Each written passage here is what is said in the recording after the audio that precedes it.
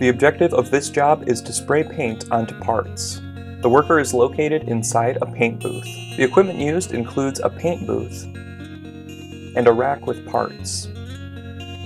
The maximum capacity of the rack is 120 parts.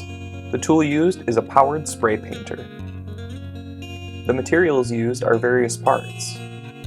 95% of the parts that are painted are plastic. 90% of the parts are automotive parts. The work environment is an indoor work environment with heat and no air conditioning. It is important to note that it is hot in the paint booth. Personal protective equipment includes a blue suit and nitrile gloves. The worker observed was 5 feet 6 inches tall.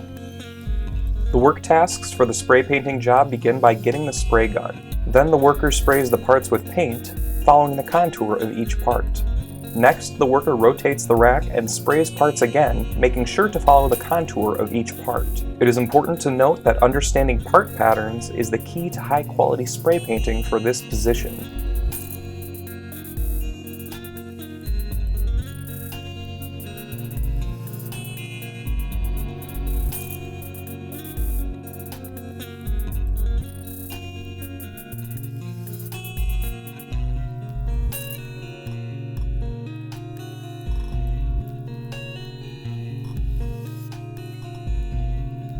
There were several ergonomic risk factors observed during the spray painting job.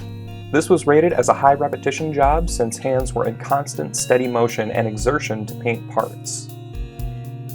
Sustained exertions included continuous standing and continuously holding the powered spray painter and the hose. Forceful exertions were required to activate the powered spray gun. Awkward postures included torso lateral bending or sideways bending, torso flexion or forward bending, neck extension or backwards bending, forearm pronation and supination, elevated and extended arms, wrist extension or backwards bending, and wrist flexion and wrist deviation or sideways bending to spray paint onto parts.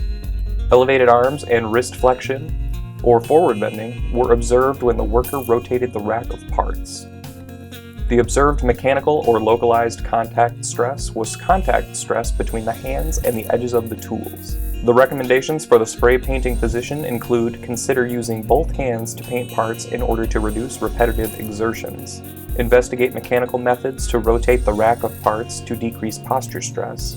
Investigate adjustable height racks to decrease posture stress. Consider a worker rotation plan to jobs that do not include spray painting to reduce exposure to repetition, force, and posture stress.